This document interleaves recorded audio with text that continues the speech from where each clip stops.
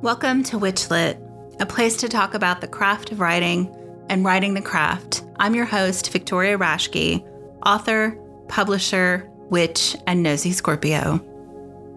WitchLit is brought to you by 1000 Volt Press, a family-owned independent publisher established to produce the books we want to see in the world. Titles including Changing Paths by Yvonne Abarrow, Conjuring the Commonplace by Lane Fuller and Corey Thomas Hutchison, and my latest book, Verona Green, can be purchased directly from 1000voltpress.com or wherever you buy books. Jarod K. Anderson has 3 best-selling collections of nature poetry: A Field Guide to the Haunted Forest, Love Notes from the Hollow Tree, and Leaf Litter. His memoir, Something in the Woods Loves You, come out from Timber Press later this year in 2024. Explores his lifelong struggle with depression through a lens of love and gratitude for the natural world. Jarod created and voices the CryptoNaturalist podcast, a scripted audio fiction show about real adoration for imaginary wildlife. Jarod has gained a large audience, over 250,000 followers across social media platforms, with his vivid appreciations of nature and his open, vulnerable discussions of mental health. He has an eclectic career ranging from teaching college English courses after earning his MA in literature to managing marketing and events for academic and ecological nonprofits. He lives in Ohio between a park and a cemetery. Jarod K. Anderson, welcome to WitchLit. Hey, thanks so much for having me. Yeah, thanks for coming on. And, for being game, for someone just randomly sending you a direct message on socials. Of course. I like to talk poetry and writing and anything else you'd like. Funnily enough, you're in the right place. So, as you know, we have a traditional question for everybody on the show. So our first question for all my guests is, and I think this is especially interesting for you because you do so much of your work on social media. Why write? Why still write books? Yeah, I've heard you ask that. I've listened to some other episodes, and funny part was I hadn't really thought of it until you brought it up a minute ago. But it's an easy answer for me. Because I struggle with depression and it can really be a sapper of motivation. And it can really ask the what's the point question over and over again. So this is definitely a question I've come across inside my own head. And for me, it's all about connection.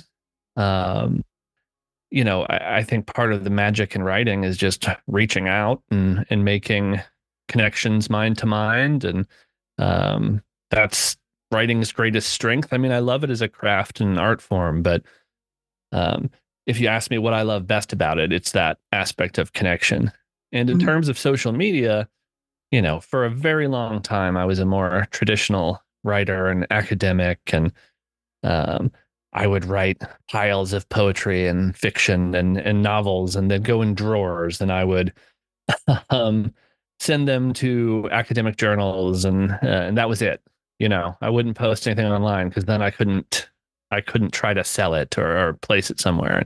It eventually hit me that writing as service is something that really motivates me. The idea that my writing is helpful or meaningful to somebody else. And then when I go down that road, it's like, all right, well, why not post it wherever I can, instead of holding it back to show to various writing gatekeepers. So that's really why I write, and also why I spend so much time posting things on social media. I mean, did you I think about I think there's a question on your blog somewhere. Someone said, should you submit to magazines? Should you do all this stuff? And you're like, maybe things have changed. So is that kind of what took you to doing poetry on social media? Yeah, I mean, I still do submit to magazines from time to time, but and I love them. I like print media. I love poetry journals, online and physical. But if you think about traditionally what those sort of publishers offered, it was really the only pathway to reaching readers. And that's not true anymore. It can be a good pathway to reach sort of a niche audience. But if you want to write in terms of connecting, or to write to have a conversation, or to to sort of feel that dynamic action of making meaning between you and an audience, there aren't a lot of reasons, I feel like, not to just try to reach a community directly. Like I said, I still submit to journals, and I love it. I mean, I love, patting a poem on the head and sending it off on an adventure and seeing what happens. And I love traditional publishing, and I still buy a lot of traditionally published things, but the question of, hey, should I focus on my energy on sending to journals and magazines often comes to me from newer writers. And yeah, that was certainly how I cut my teeth. But, for me, it's just like write a lot and find the people online who care about what you're writing, find people who you like their stuff. And you don't really have to ask too many other folks for permission anymore to get in touch with those people directly and start sharing work back and forth. And then I think community kind of rises up organically around those sorts of intentions. So thinking about that being online and that direct conversation with readers, like what has that feedback been like? Because I feel like for a lot of writing, you don't really get real-time feedback, but with social media and poetry, you really do. Yeah. It's almost, I mean, it's mostly been lovely. Mm-hmm. I will say that it took some time for me to kind of get the hang of what I think of as internet hygiene, where, if somebody is a real jerk, for a long time, I used to say that my problem was I was thinking of them as somebody at my house for a dinner conversation. And I eventually realized, no, this is somebody shouting at me from a moving car, and that I didn't need to engage with them like somebody at the table. I needed to engage with them like somebody shouting from a moving car and just turn away. Where I realized there wasn't some sort of moral imperative on me to humor everybody who wanted to sort of lob criticism my way. And I'm fine with criticism. That's not really what I mean, but it took me a while to really get more liberal with that mute and block button and decide that I had sort of a responsibility to my own mental health to curate my online spaces. Once I figured that out, it became a lot more it became a lot more pleasant to sort of have my community and build the community, and realizing that I was also doing it for the people who enjoyed my work, that I wasn't letting those spaces let the air get taken up by somebody who was really just there to lob hand grenades. Yeah, block button is a gift. But so I was thinking about that, like in context of like, I think, like as a writer, and you too have an MA in literature. So I thought about this too, is this like, when you take that into your own hands, when you take having that conversation with readers into your hands, self-publishing, publishing through social media, whatever you do, did you have that, I guess, like for me, the issue with I had initially with self-publishing was, am I a real author? That like academic voice in the back of my head going, oh, no, someone has to gatekeep this and tell you, like bonk you on the head, you're for real. Did you have that? Oh, absolutely. I had such a stigma against any kind of self-publishing. I had a stigma about posting work directly online. That's just like not how you did it. Mm-hmm. You put it away until somebody with authority could come and tell you that you'd done it, that you were allowed to call yourself a writer. So that took me a long time to get over. And I mean, it's funny when the poetry collections came about like this. I started deciding it was okay to just be very enthusiastic about the nature poetry I wrote. And so I started sharing it.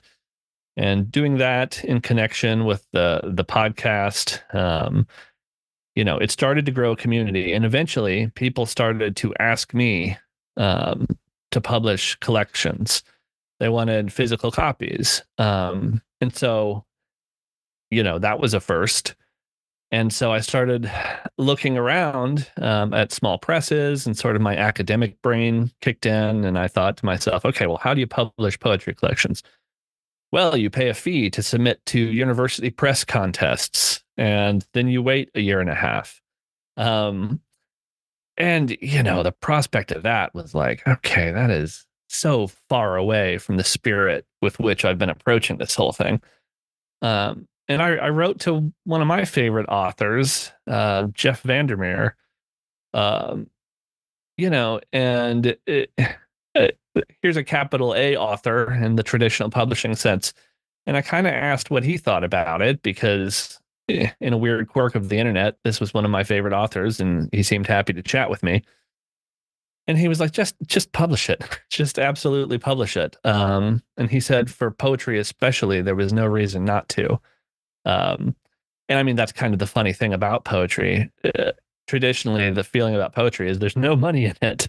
So there's a kind of freedom with that came with that when I was thinking about publishing it, with a real sort of, well, why not? Like, um, I, once I started to tell myself, okay, this isn't about prestige. Go back to that original motivation. You were doing this to connect with people. Then I sort of found the headspace to give myself permission to self-publish the poetry, because the point was to create an artifact, physical thing to connect with people and to reach a wider audience. It wasn't to build an item on my CV. Yeah. I like that someone else kind of said, yeah, no, this is fine. But yeah, it's so funny to me, like that ingrainedness of this idea that someone else is like, are there any other professions? And I think someone else said this on the show where someone else has to tell you what you are. Yeah. Or like you have this thing in your head. Like, do you, like dentists have imposter syndrome? Like, it's real funny to me, like how creatives have this, like, I don't know, need for validation, maybe in a way that doesn't exist in other ways. But you see, like dentists have like accreditation boards and continuing education requirements and stuff. Whereas we have to make our own meaning. You have to give yourself permission to kind of to wear the writer mantle.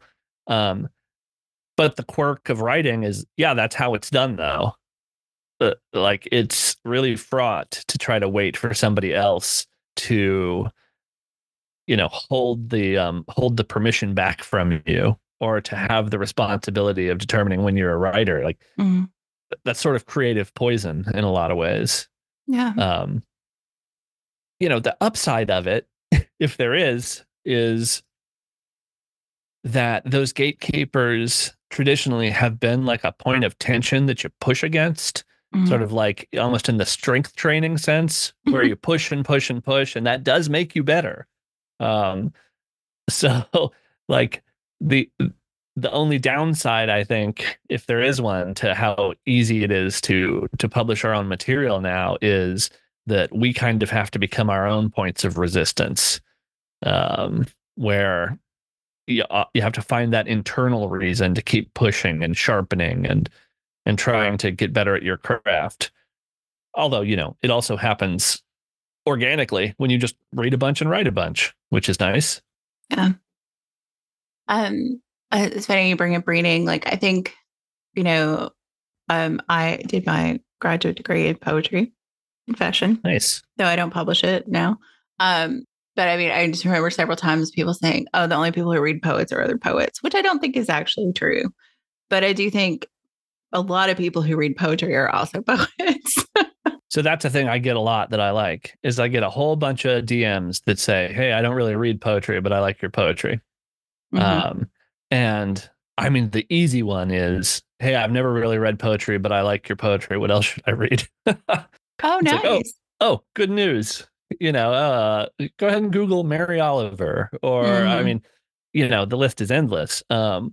So I often think of what I do when I have on my academic hat. I think of what I do is, I joke, belligerently accessible, where like I am trying to utterly reject the thing I did when I was younger, where it's like I thought of poetry as a way to seem smart, or I really, your self-esteem is in doubt, and you really need people to think that you're a genius with these poems. And so in the like T.S. Eliot tradition, trying to write these like dense, oh, what a genius, I have to decode this kind of poetry.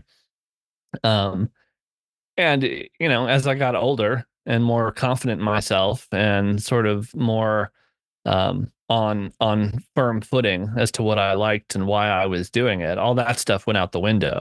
And then it was like, if I'm writing to connect, then I'm also writing to be understood.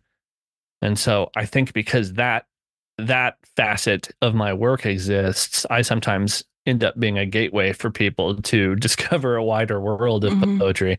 Um, and when I run into those people, I also like will tell them like, don't approach poetry like a homework assignment. Like, love the language, the ones that resonate with you, good. The ones that don't, move on. I like audio collections sometimes of poetry for that reason, because the good ones, the ones that are a gut punch, will connect. The ones that don't, you'll kind of automatically tune out. And you can kind of love the language in that way, which I think is how it's meant to be enjoyed. Yeah. I mean, I think of how many poetry readings I've been to, and you're right. It's just different listening to either the author or even somebody else read the poems themselves, than to read it. Like, I think, poetry has a tiny advantage over prose in that you have more control over the line break and emphasis than I guess you do in prose, just because it appears on the page. But it's still different when the poet reads it. Yeah. Yeah, I know when I write fiction or nonfiction too, there's almost, because of that lack of control, it's sort of a muscle of trusting the reader too at that point, that they'll get the emphasis or they'll get the joke or they'll, because in a poetry, you can set something off on its own line. You can make it look important on the page in a way that you can't. I mean, when I finished my nonfiction book, my memoir, that was a huge part of all last year. I sort of apologized to editors where I said, look, I love fragments. I love to set things apart on their own line because, I think in poetry terms a lot of the time. So I was like, I'm not going to be difficult. I'm absolutely collaborative in this process, but heads up, you're going to see me do this a lot, and it's intentional. So, help me flag it where it doesn't work. But it's one of those cases of it's like I know the rules, I'm breaking them on purpose. Help me determine when it works and when it doesn't. Yeah, I know I'm with you on the fragments. And maybe I hadn't thought about it before. Maybe that does come from writing poetry. Because my editor often points out that I'm the queen of fragments.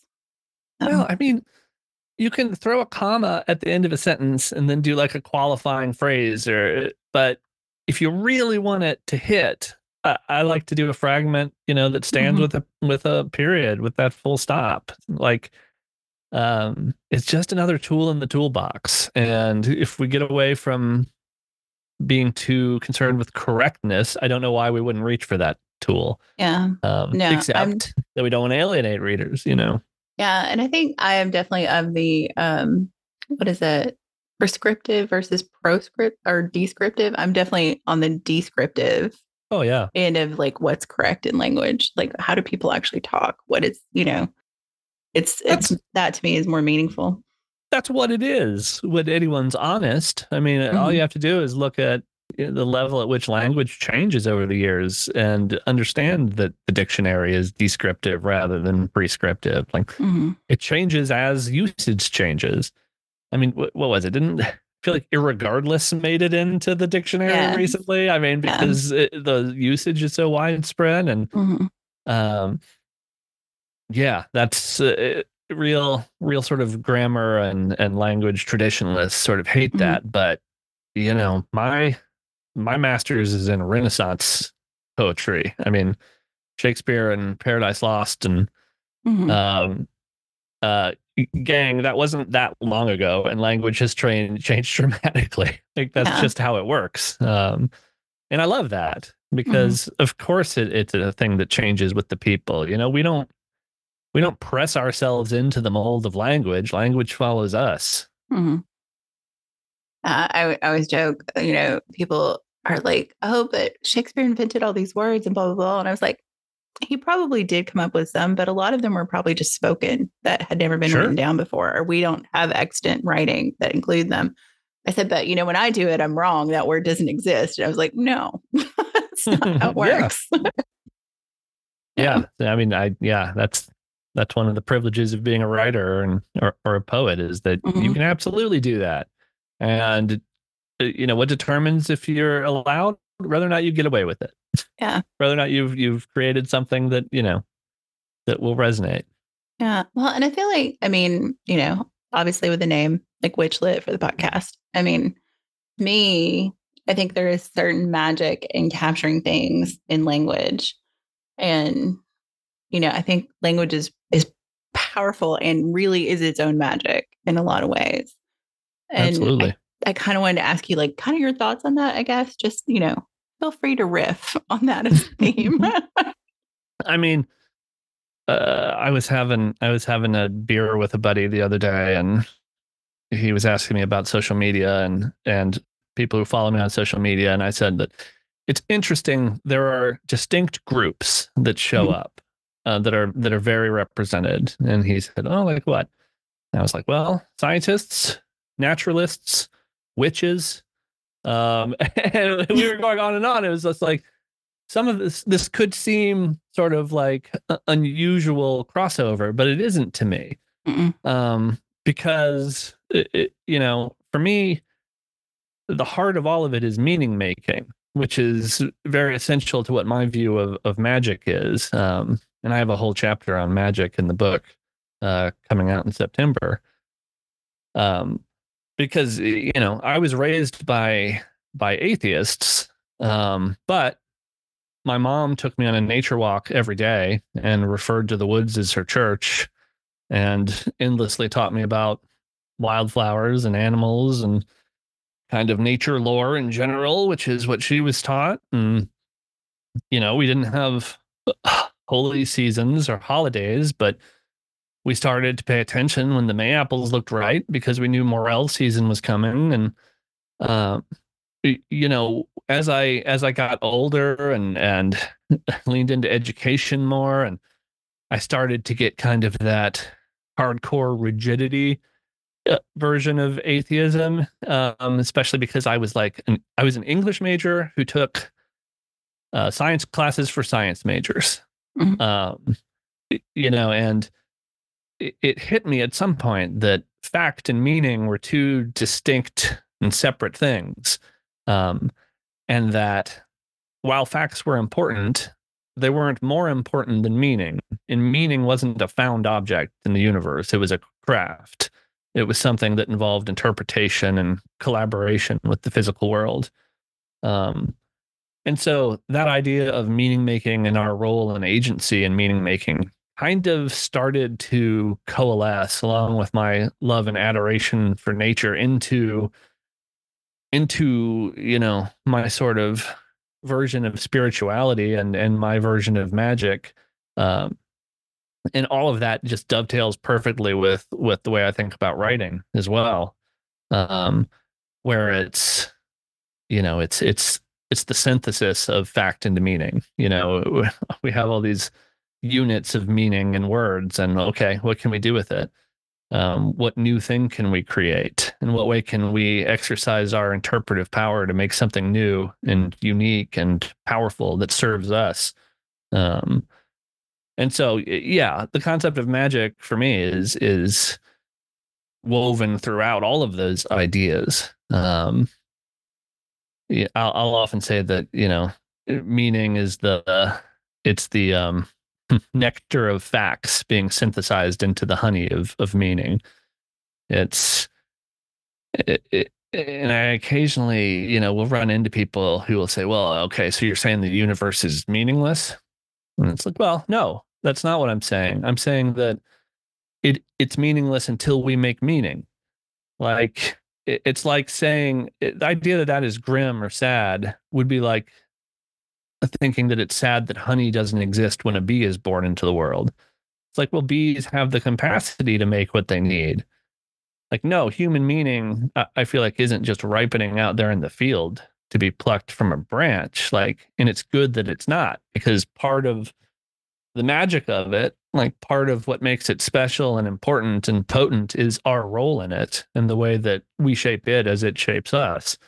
Um, that's a long-winded answer, but I think you can see how all of that is tied into making meaning through writing, which feels like a very pure form of making meaning to me. Mm-hmm. Yeah, I mean, what is the human consciousness is the universe trying to figure itself out kind of idea. I mean, I butcheredly paraphrased that from somebody. But yeah, like for me, like, I've never answered the why right question on the show because I'm usually the one asking the question. But for me, it's like, it's the only way to make sense of what's going on in my brain. Yeah. Like it is a way to order my own thoughts and order my own thinking about things in a way that nothing else approaches that really. I mean, nothing else will do it like writing will do it. Yeah.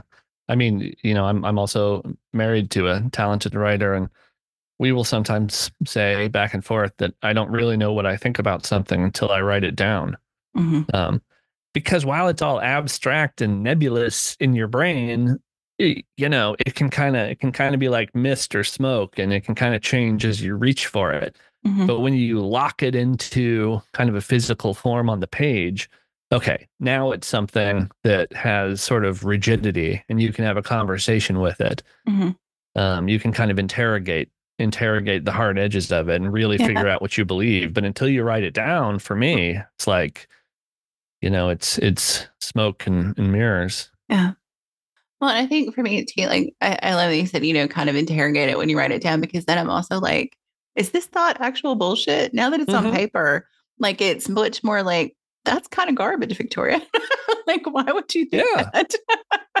Well, and it's huge for somebody like me with chronic major depression. It's like, I'll sometimes talk about fighting depression is like fighting a ghost, where it can hit you, but you can't hit it. Like its fists are hard, but you reach for it and it's back to mist.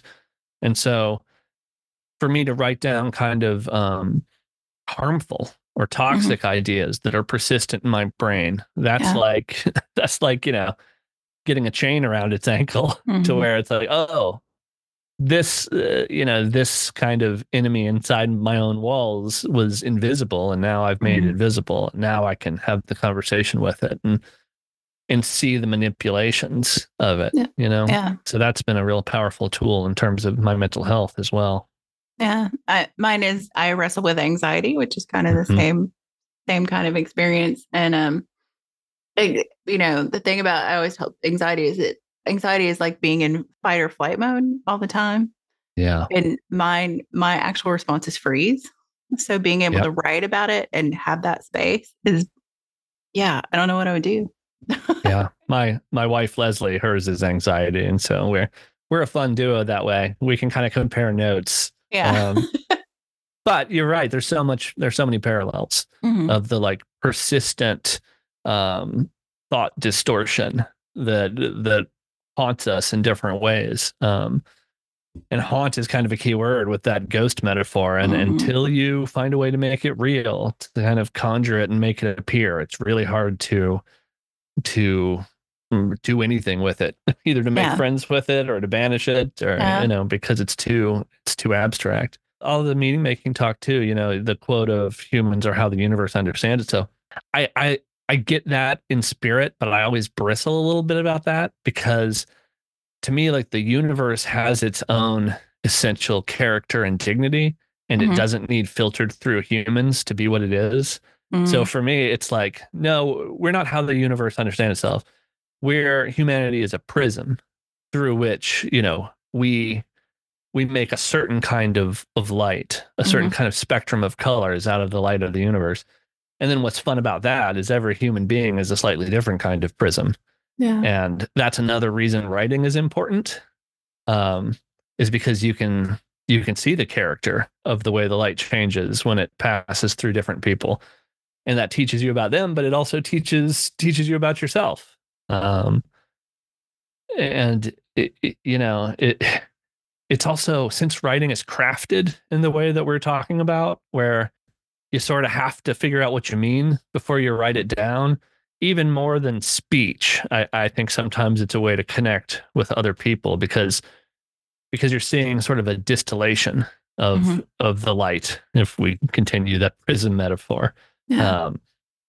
And that's just another way in which I think writing is just a really awesome tool for seeing.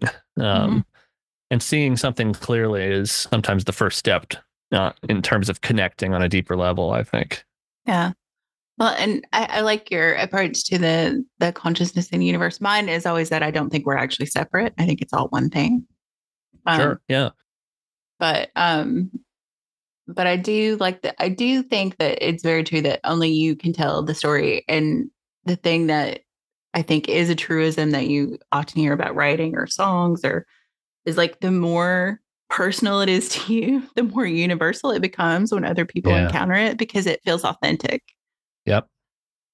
It's, I mean, sometimes I will critique bits of fiction and things for other people. And the hurdle that sometimes beginning writers have to get over is you'll read some of their piece and what it will scream is writerliness, in a way where it's like that. I get why they're doing it, but the thing about writerliness is it's also artificiality, where it's like, I sense this person taking themselves out of it completely because they don't have faith in what they could uniquely bring to the page, and instead substituting kind of a cardboard cutout of what they think of as a platonic ideal of a writer. Yeah. Right. But the truth is what, I mean, like you're saying, is that really opening up, I mean, sort of prying open your rib cage and being vulnerable and exposed, that's what clicks with people and feels universal, because we have this innate sense for when someone is being really vulnerable and sincere, and an innate sense for when they're not. And when you see it in writing, that vulnerability, you understand that this cost the writer something, in terms of trust, or living or sitting with that fear of being vulnerable. And when you feel what it costs the writer, then suddenly that writing kind of takes on new weight. And I think that's a really solid foundation for connection and writing resonant work. Yeah, I agree. Yeah, I mean, I think that was when I finally found my fiction voice, was when I got out of my own way and stopped trying to write, oh gosh, this is one of those writer moments I'll never forget. I was at a conference and William Kent, what is this? He writes basically like modern, I would say thriller fiction, but they're smaller stories. It's like, what is his name? I'll put it in the show notes because people are probably screaming right now.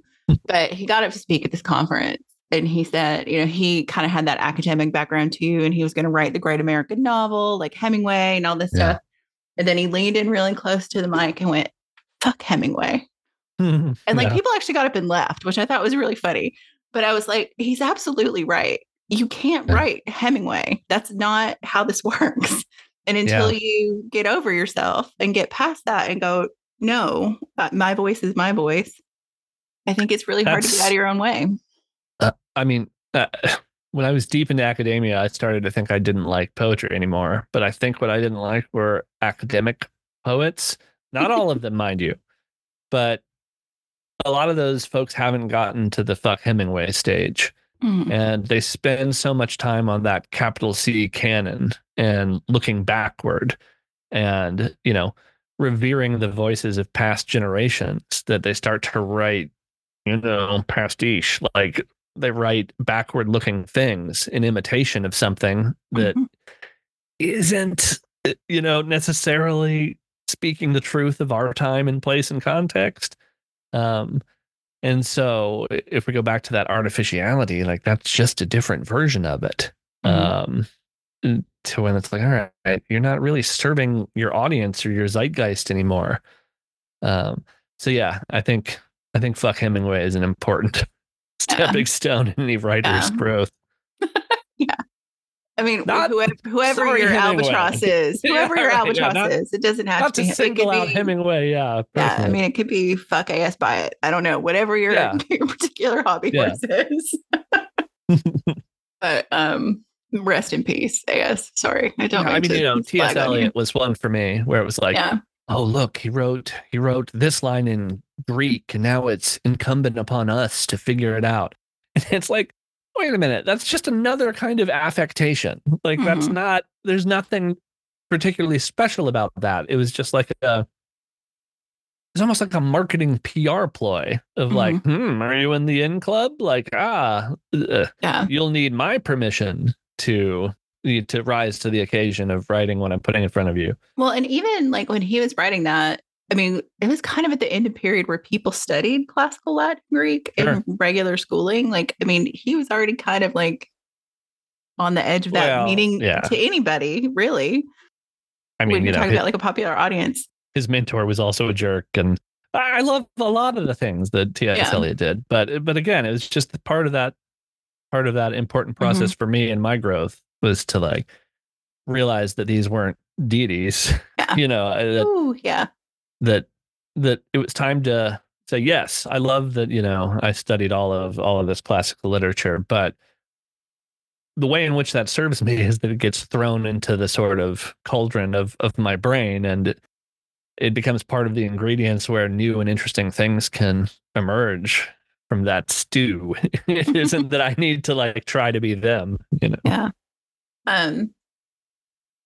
It's funny. I think that the deification thing, I mean, it's kind of what the canon does in some ways, or I would say the old canon. I feel like there's been a lot of work since I left academia on kind of tearing that system apart. Yeah, I think you're right. Yeah. But I mean, I think it is easy when you, especially as a younger writer or just a younger person in general, before you meet some of your heroes and you realize, oh yeah, they too have feet of clay like the rest of us. That it's really easy to deify those people in your brain. Like, I will never be blah, blah, blah, and I'm like, well, that's probably a good thing. Right. And you can't be, so long as we go back to that premise that like being open and vulnerable about who you are is the soul of good writing. Like, okay, if you're open and vulnerable, what are the chances that what you are inside is the same as what Hemingway was inside or T.S. Eliot? I mean, you're not, like, and you shouldn't be. And what they had to contribute to the world was theirs and their time. And, it's time to see what you can contribute through that honest vulnerability. But it's scary. I mean, I think that's the thing. If a newer writer is listening, like, it's hard and it's scary, and I get that. I mean, putting yourself out there is a risk. I mean, you're taking an emotional risk when you do that. Right. And I don't want to belittle that anyway, because that is scary. But and not doing it, you feel like you're going to get away with something. Because if people like your writing and then you didn't expose yourself, well, maybe I'll get praise, but any criticism that comes is okay because that wasn't the real me. Yeah. Like, okay, but the praise won't land either because that wasn't the real you. Like, but I get it. I get why it's scary. It's just, it's practice. It takes actual incremental practice, I think, to start to embrace that vulnerability. I interviewed Jane Meredith on the show, I think a couple of years ago. Wow. And we were talking about in the book that she had written, she wrote some pretty raw, honest stuff about like her interaction, romance, like how she felt about her body. I mean, like a lot of stuff. And I said, it just felt so raw and vulnerable. And she said, it's so funny because I think about that as being a different person. Like it was real and it was her feelings, but because it was a past her, like the criticism couldn't land the same way because she was like, well, I'm not that person now. I've moved on to be, who I am now. And I was like, what a great way to look at it. that you're always growing and changing as a person, as a writer, whatever. But also, like, what a great way to protect yourself from people being shitty. So, Oh yeah. Yeah, absolutely. I mean, uh, you know, I'm so itchy about the idea of getting our true self, because it's a moving target. It mhm, always will be, and it should be, because, yeah, I'm with you. We're not a separate thing from the universe or from nature. And so nature is always changing, in cycles and sequences and seasons, and so are we. And I think I find that pretty comforting, because especially somebody who struggles with rough mental health, mhm, that it's on the move. That I could be in winter now, but spring is coming. yeah, That it's uh, change. Change can seem scary, but change also brought us everything we love. yeah, And so the idea of wanting to be kind of locked in stone, it's like that doesn't serve us in the way that sometimes it can seem to serve us, I think. yeah. I guess, I don't know, maybe riffing on that. I don't know. This is a great segue. Sometimes I'm good at them and sometimes I'm not. But I did want to ask you, like, kind of in terms of like the podcast of like the crypto naturalist aspect, like, I feel like it's kind of an offshoot of your poetry. I mean, like I see the same, thought process and things in that, but like why the podcast? Like what made you decide to jump off and kind of go that direction? Because you do kind of Yeah. have a persona in the podcast. I mean, obviously people who Yeah, listen will know that you're not talking in your crypto naturalist voice that's right now. true. Yeah. So Yeah.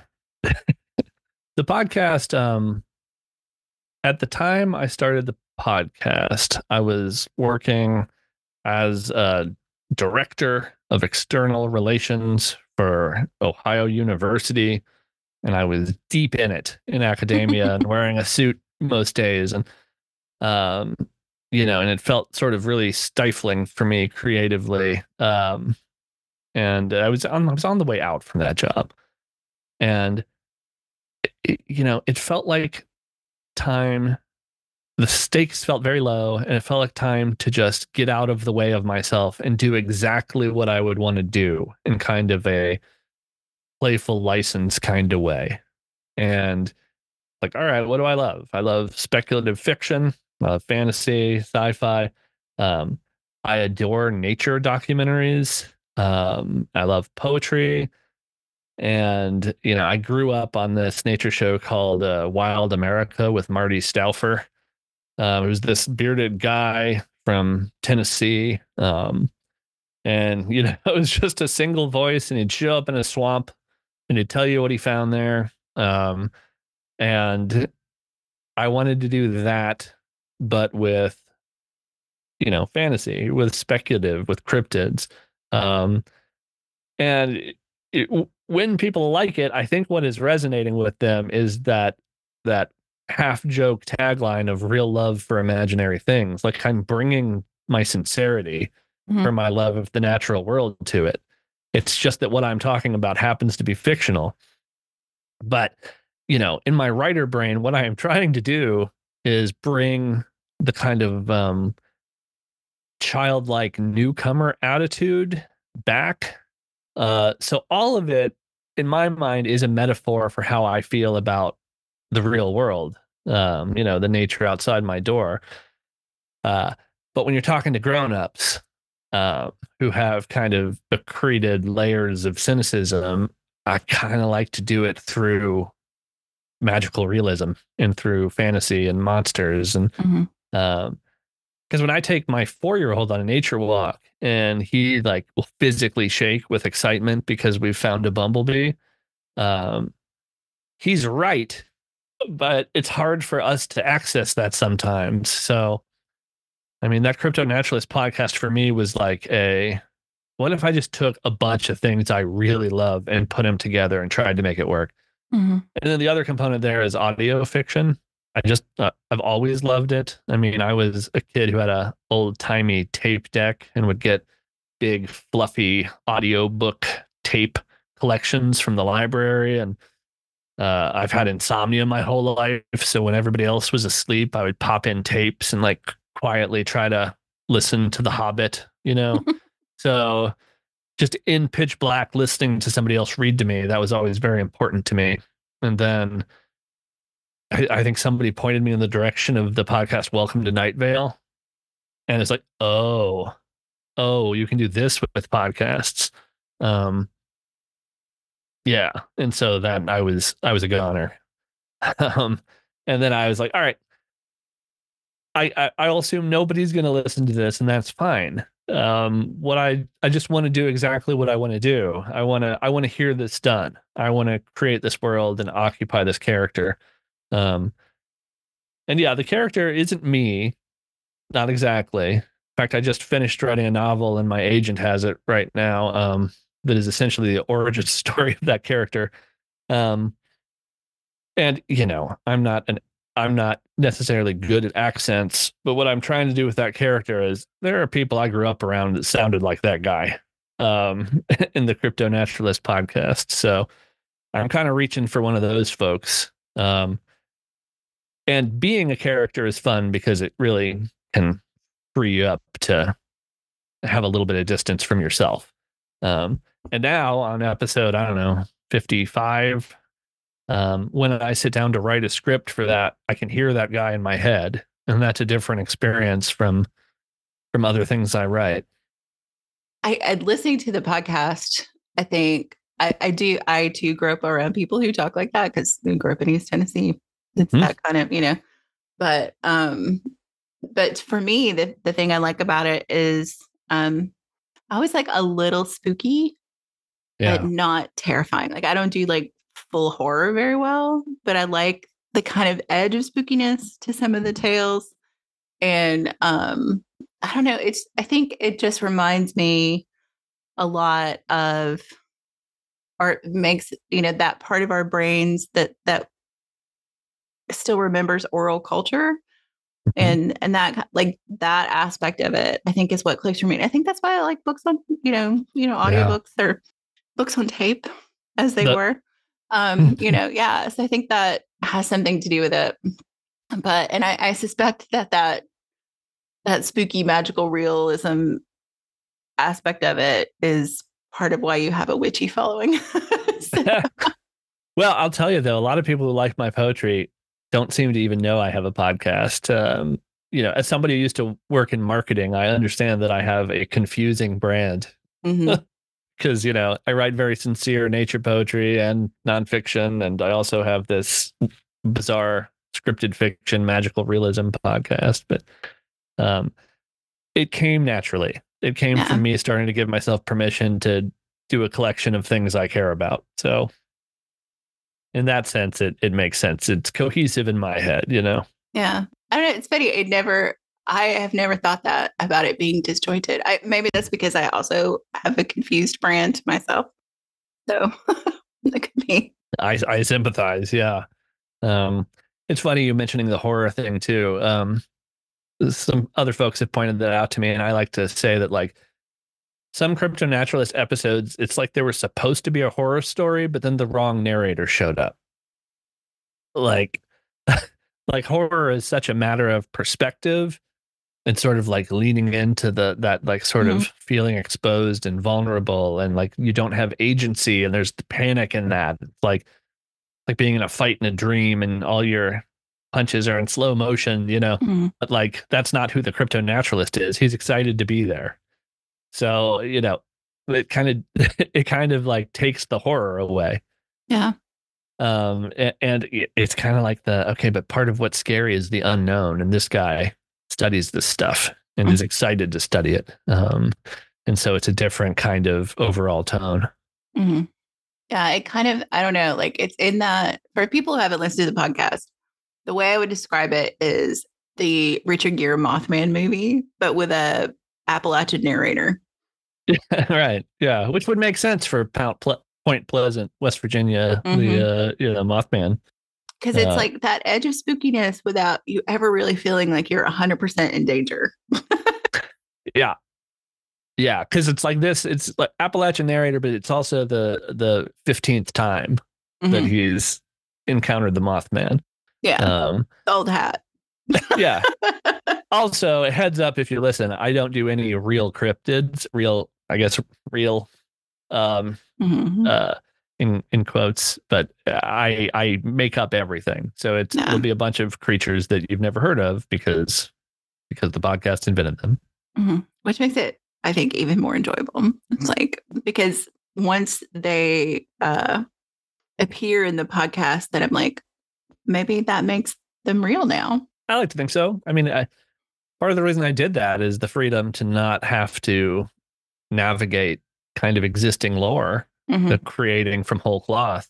Yeah. But the more I do it, the more the whole world of that podcast starts to feel like a place. It starts to feel like a door inside my head where I can go to that environment, and it's fun. Yeah.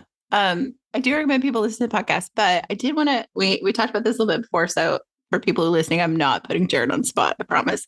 But I would really love if you would read something from Leaflet, and you don't have to do it in your CryptoNaturalist voice. Obviously, people can go listen to the podcast. But I would love if you would share something you wanted to from the book. Yeah, so or I something, have not necessarily from Leaflet if you've got something else. But I have a poem open from Love Notes from the Hollow Tree. Why don't we start there? And I opened it because I thought I'd say a couple things about nature poetry, just because I'm not sure. Have you had other poets? I've had a couple on. Okay. All right. They're a little harder to get on a podcast for some reason. That's funny. But anyway, like when I write nature poetry, I want to kind of tie it to our earlier conversation about meaning and finding meaning in the natural world. I often think that there are kind of two primary approaches to nature poetry that I write. And one is taking a lesson from the natural world and then applying it to my own mind. And the other one is kind of encountering a snag or a problem in my own mind and then looking to the natural world for kind of lessons or a place to build meaning. And so with that in mind, let me read Forsythia, which was the first example where I make an observation about the natural world and then try to use that to build meaning that is useful in my own life. Forsythia. As forsythia grows tall, its branches bend beneath their own weight, bowing to the ground in arches of yellow flowers. Wherever they touch the earth, the branches root again and send up new shoots, stitching gold across the landscape. Some new kinds of knowledge shift our center of gravity, staggering us, bending us low beneath the burden. If you think of your worldview as a stone tower, this shift is a cataclysm of splintered rock. If your worldview is forsythia, then every startling truth that bends you low becomes a new connection to the earth, a new way to stand, an invitation to grow. We live in a time of strong wind and sudden pressure. It's not an age for towers. It's an age for stubborn flowers. Oh, thank you. That was lovely. Thanks. And that's a poem that sort of comes from my backyard of struggling with forsythia and how tough and resilient it is, and feeling kind of a compulsion to remove it as I move to the landscape of our newer house here to more native plants. But,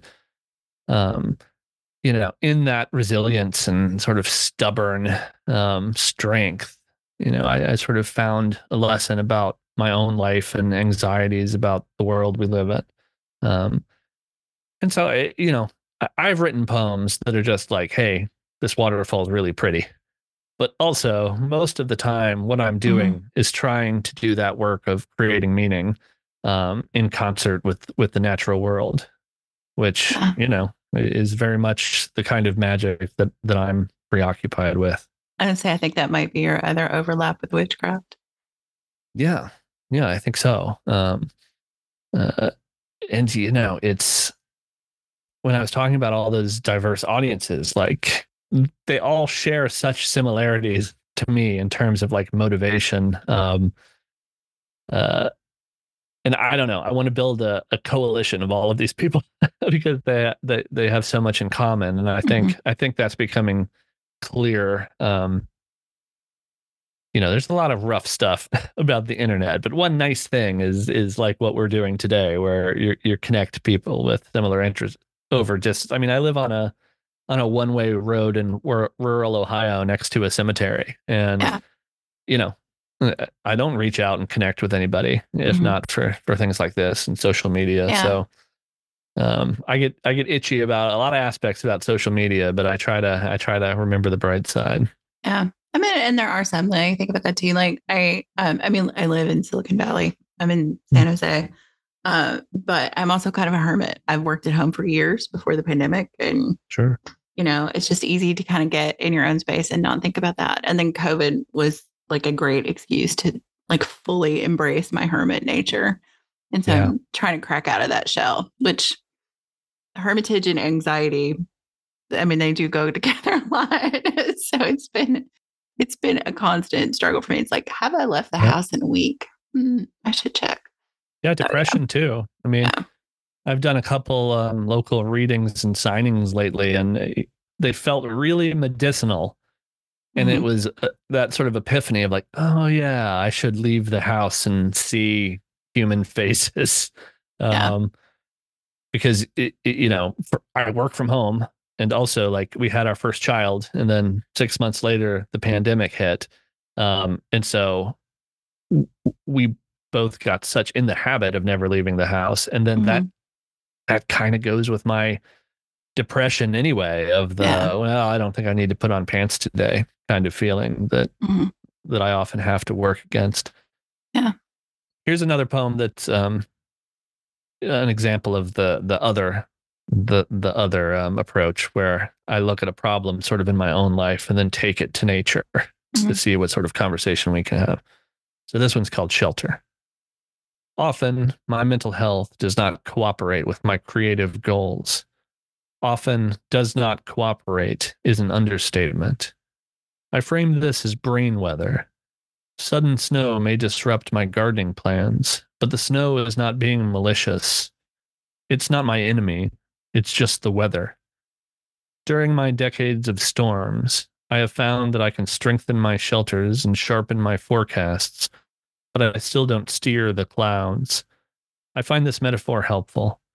Natural hardships aren't punishments, nor do we own them. So we should not blame ourselves for our struggles to stay warm and dry. That's also what I think of as a note to self poem. Yes. Note to self is a great way to describe that. I know, like, my brain is going, can we just do like a 2-part episode? But I am so far behind in getting stuff out that I can't really afford to do that.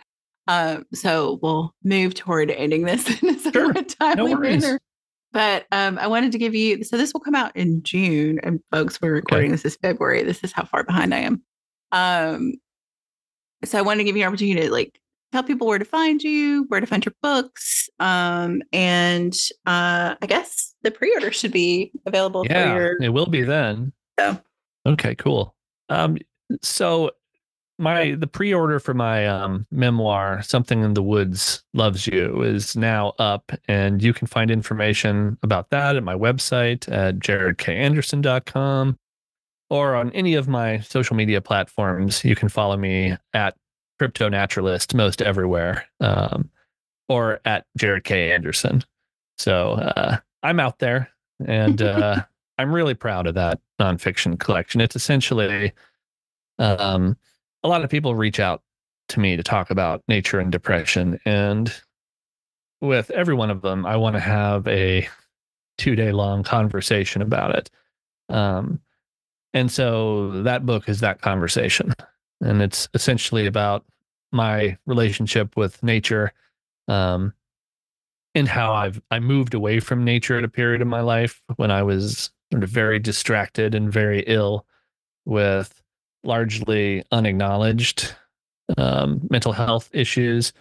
And that book is about the journey back, both to having a handle on my mental health and remembering and re-embracing my relationship with nature.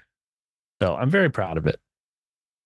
And I'll put links in the show notes so folks can have those. Cool. And then, so our last question is a little bit of a game of chance. And I always joke that it's either, being a nosy writer or being a Scorpio or, the double threat combination of them both, that I like to talk about things we're not supposed to talk about. So I will roll the die, and depending on what I roll, you'll get a question about death, sex, religion, politics, or money.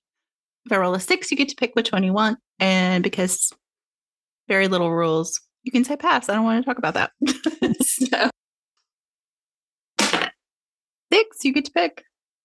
Oh, let's do the death question. Okay. So you mentioned in your bio, and it comes up in some of the poems, that you live next to a cemetery. Mm-hmm. And personally, I find that there are no dead people at the cemetery. What is your experience of that? I love the cemetery. So a thing that I've said before that sometimes gets me a strange look is that I think the cemetery is adorable. And I think my wife may have originated that adjective in this household, but I mean, our cemetery is also an arboretum. And so it's just this place of towering trees and islands of woodlands and hillsides, essentially dotted with little stone love letters to people who have gone before. And it's a place where I see ritual in action constantly. And I see people, drive up in muddy work trucks and get out and kneel and have conversations with people who have departed, and sometimes they'll stand up and kind of look around self-conscious and get back in and drive away. And my cemetery is also an island of woods between like a river and then there's a lake, and so bald eagles will come and land high in white pines. And I'd say I walk the looping trails of that cemetery 3 times a week. And so, yeah, I think it's kind of a place that feels wholesome to me. There's tragedy in the cemetery, of course there is, but the cemetery is for the living. It's not for the dead. And what I see there and how it reflects on the living strikes me as lovely. I mean, it's a bunch of people who may not think of themselves as whimsical or may not think of themselves as being interested in ritual, kind of being drawn to it naturally, like a moth to a porch light. And it, I think it's kind of encouraging. Yeah. It's funny. So my sister listens to the podcast, so she'll know the story. But I went home to East Tennessee in November and for wedding, and my sister and I spent a whole day tracking down family cemeteries because my mom's family is all from East Tennessee. And I just kind of got this thought that, like exactly what you said, the cemeteries are not for the dead, they're for the living. And they tell a story to the living. And sometimes that story is tragic, and sometimes that story is fascinating, or, and one of the things that I think is interesting, especially growing up in the South, because there are so many small churchyards and, they're just kind of dotted everywhere. And sometimes you'll just drive down the interstate and there'll be like this random little fenced off cemetery next to the interstate. And like, I appreciate the interaction that the living have with those cemeteries. Like Decoration Day is still a big deal in a lot of places in the South, and for those who are not Southern, Decoration Day is kind of what became Memorial Day, they're kind of related. But basically it was the time you went to the cemetery and had picnics and put flowers on your loved ones' graves. And my family's done that for years with the family cemetery. And so it's just interesting to me, but I love this idea of it being adorable. Like I think that's the first time I've heard someone use that adjective to describe a cemetery, and I love it. I mean, you can see the sort of local fireworks from ours. So it gets filled with families with blankets and picnics on the 4th of July. And I think some of them are sitting with loved ones. And Halloween, it fills up. And, ours is, it has graves from the American Revolution, and so like the local historical society will put on events where they'll sort of dress in period things, and you can go visit a president's parents' grave and so on and so Mm-hmm. on. And I mean, it's just adorable is the word. Yeah. One of the a strange moving thing happened to me a couple months ago, and somebody's a woman had passed away from cancer, and her family reached out to me because in her farewell letter she included one of my poems and asked one of the poems to appear on her headstone. And they sent me a copy of the letter and a picture of the headstone, and oof, that one Wow. really got me. Because I it's just sort of, it's kind of like being deep in the forest. I feel like there's just an air of sacredness in general around cemeteries and around Mm-hmm. death, and um, in death in terms of being kind of a conversation with nature, of kind of a homecoming, kind of our blood, the iron in it that came from the hills, and Mm-hmm. um, the way all of our matter is from and passes back to nature. And I don't know, seeing a picture of a line from one of my poems on a headstone was really an interesting benchmark in my career as a writer. Yeah. I mean, most of us don't get to see our words chiseled in stone. Yeah, I mean, it's not. I wrote back and said, "Could you put my name and my website on there too?" And no, I didn't. No, but but yeah, it was. I walk around and read headstones so much that the idea that somebody would encounter that in the wild was really moving to me. One of the things that stuck with me on our trip, my sister and I are jaunt around East Tennessee. Um, so the family cemetery is in this like little very rural community, not far from where I grew up. But the first grave in the cemetery is a little lamb on top of the stone because it was a child that died, like within a year, I think, of being born. And that's they always say the first grave is the keeper of the cemetery. And there's this idea, I guess, in my head, thinking about this infant really, who's the spirit of the cemetery. And to me, I think, and they just resodded it. So we went, it was just beautifully green and it's so well taken care of. And it has a little clapboard church, the whole thing. And I was like, that is the perfect keeper of the cemetery. It looks innocent. It's just a beautiful place. And that's where my grandmother is. And, so it was just really lovely to kind of be reconnected to that in that moment of thinking about it that way.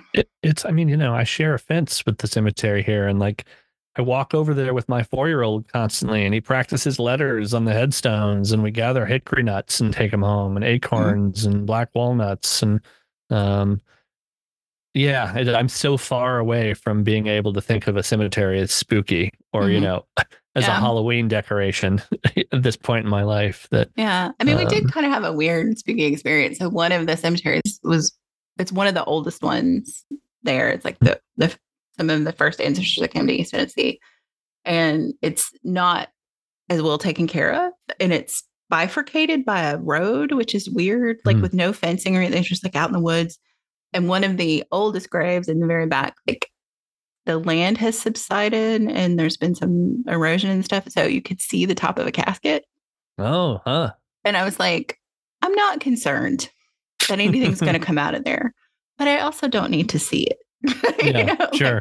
We're like, perhaps this is not the thing we want to do tonight. And it was getting dark and, we're like, maybe it's time to go home. I've never seen a ghost, but I have a whole lot of backyard campfires, and I'm usually out there next to that cemetery fence in the middle of the night with a fire, especially with insomnia and wanting to be out in the so I have an extra chair, so if any of them ever want to join me, they'd be welcome. I always think though that, like, if a spirit has lingered for me, I think I've seen a ghost a couple of times, but if a spirit has lingered for me, they're probably going to be where they lived. They're not going to be at the cemetery. Like, that, to me, that's just not where they would hang out. I mean, I'm there all the time, and I think I put out a very friendly vibe. So I feel like if they ever needed to say anything to me, I hope they know that they'd be welcome. Yeah, I like that idea. Oh, Jarod, thank you so much for coming on and for sharing your poetry and your work and your own vulnerability and talking about writing and what that's like. So I appreciate My it. pleasure. I could do it all day. I love these topics. Awesome. Well, let's do it again. Maybe when your memoir comes out. Yeah, that'd be lovely. Sounds Yeah, good. anytime. All right. All right. WitchLit is a production of Thousand Volt Press and is edited by Julian Rashke. Our intro music is Cosmic Glow by Jarod K, and our outro music is Voices by Alexander Shenekar. Transcripts and all our previous episodes are available at witchlitpod.com, and you can follow us on Instagram and Threads at witchlitpod. Please help other witches find us by leaving a rating or review wherever you listen to podcasts. Thank you for listening to and reading WitchLit.